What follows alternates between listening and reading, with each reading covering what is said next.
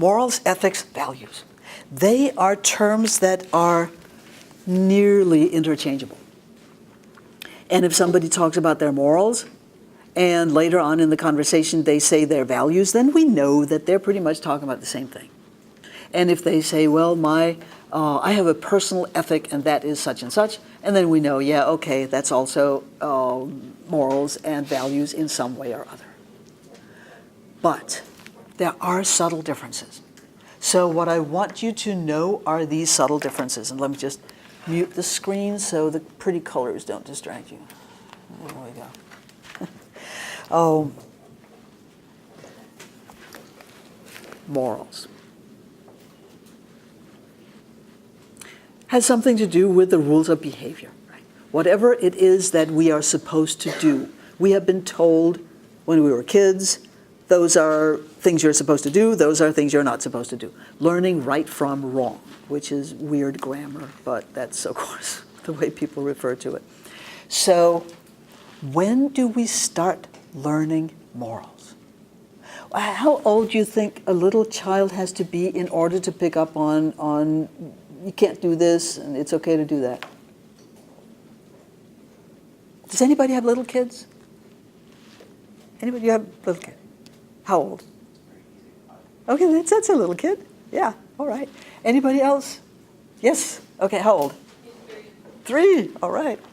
It's just right after the terrible twos, right? Yeah, okay. Anybody else with little kids? Yes? 15 months. Yay, okay. Not yet terrible two. Okay. So we're right. Anybody else? Okay. Anybody thinks that within the next 10 years they might have little kids? You may not know it, but you will. Some of you. Okay. So the 15-month-old kid, do you think that if you tell, is that him or her? Her. If you tell her, no, you can't do that. Don't do that. Does she understand? Does she listen? She understands. Yeah. I'm sorry? She understands. She understands. How cool.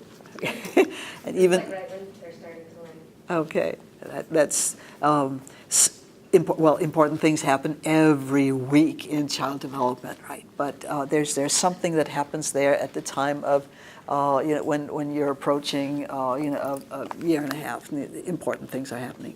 The 3-year-old, can the 3-year-old understand, don't do this? And they might even remember, right? And of course, those of you who don't have kids, you may remember being a kid.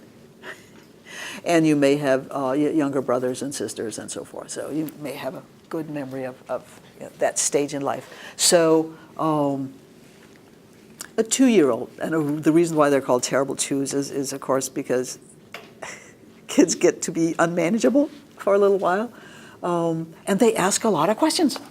And the 3-year-old, I'm sure, will do that too. Why? Why can't I have another cookie? Well, because you already had 3. I go, well, why can't I have another cookie? Well, you had 3. Yeah, well, but why can't I have an? Okay. So what if you say, it's because all that sugar is not good for you? What, in all likelihood, is the 3-year-old going to say to that? Why? Exactly. Yeah, why? And then he said, because it changes the blood chemistry, and and then blah, blah, blah. And then the child says, why? And then you're desperate, and you say, well, it's something that you'll learn later on. And then the child says, why? It's not that. As far as I know, I'm not a child psychologist, right? But as far as I've read, it's not that the 3-year-old just wants more knowledge. It is that they have found a tool for keeping eye contact. If they ask why, then you keep talking to them, and you don't say, well, now it's time for you to take a nap and put them down and just leave the room. So and of course it works, right? So the why, it's not really a quest for knowledge, right? It's a quest for communication. And sometimes, of course, they may actually remember, why can't I touch the stove? Well, it's because it's hot and you might burn yourself. And then they do burn themselves. And then they remember, oh yeah, that was right. So there's some knowledge is good, right?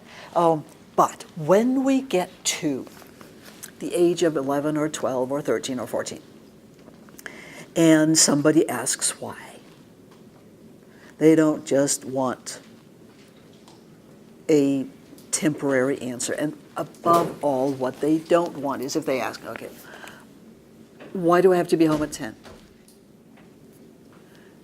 If the answer is, because I say so. They may want to ask later on, exactly why is it I have to be home at 10? Because my friends, they can stay out until 11, or whatever. And then if the answer is, well, as long as you're under my roof, then it's 10 o'clock. Yeah, I'm the parent. That's not really what they want, is it? When you were in your early teens, if you asked questions about the house rules, you wanted a real answer. Right? You didn't just want eye contact. You wanted a real answer. And the answer had better be good in order for you to respect the reasoning behind those rules. Right? It's a school night. Oh, okay, that's a good answer. Right? Yeah, I see. Then can I stay out later, Friday night? Maybe. Right? So it's part of the kind of negotiating that you can do when you're a kid. Right? If there's a good answer to your question, maybe you can kind of go into another situation where you can sort of get a little better time frame and stay out a little later and so forth. So that means that you are now questioning the rules. And that is very interesting because that means that you're actually moving from this one to that one.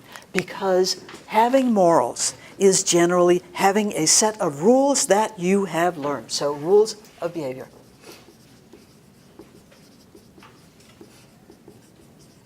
Rules of behavior. And that, it hardly matters what kind of rules you learn, because any kind of social context when you grow up, they will have rules. But different families, of course, have different rules. So at some point in time, at least in our society, it is considered normal for a child, a young adult, to start asking questions. It's not like they also always get good answers, but they ask questions. And that means that they are beginning to do ethics, because ethics is questioning the rules. Questioning the rules, evaluating the rules, even justifying the rules. So whatever rules that we have been taught, once we start questioning them, once we want a good explanation why this is what we're supposed to do, then we are moving into the field of ethics. And it is the way that we assess people's moral development is once they start asking questions and they want answers, that is somewhat of a higher level than just doing what you've been told. Because the interesting thing is you could actually have a set of morals without ever thinking about it. You just do what you're told. And that goes for adults too. Some adults, they don't question what they're told. But in our culture, questioning authority is kind of part of growing up, right? But you could have a set of morals and you're not really aware of them. You just act according to them because that's what you've been taught. But we cannot have ethics without being aware of our ethical system. Because once we have decided on, okay, I didn't like those rules, but I like these rules, so they're new rules that I want to follow. Or I think that this is really too strict, but if we modify this a little bit, then I can live with it. So modifying the rules that we have learned, or expanding them, or exchanging them for other ones, that means we do it on purpose. And then we know what we think is right and what we think is wrong, and that means we know our values. We now have a value system that we are aware of. So values, the word is so broad. It can mean so many things. But in terms of value theory that has to do with ethics, It generally is simply things, so let's just say behavior. I have conduct and character. Let's just say things we consider of the utmost importance in terms of our behavior and other people's behavior toward us. Such as, let's suppose you have a date on Friday night, and it's to see a movie. So you're supposed to meet with whoever is your date. You're supposed to meet with him or her in front of the movie theater. And so you wait, and they don't show up, and the movie starts, and they still haven't shown up. And then either you just go watch the movie or you go home, right? And then you text them. And what's up?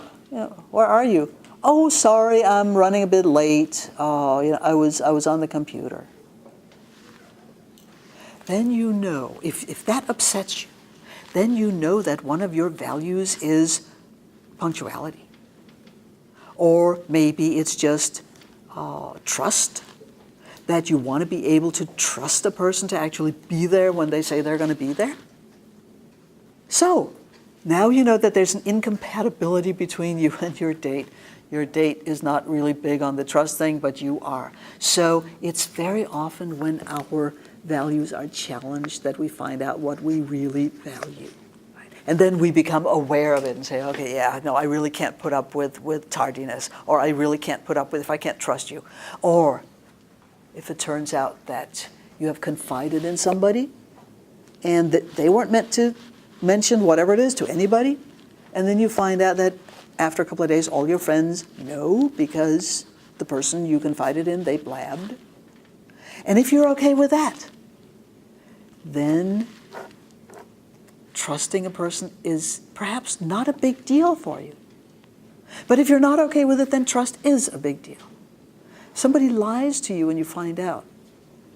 If it's not a big deal for you, then honesty is not a big deal for you. But if it is a big deal, then you know, okay, yeah, I will not put up with lying.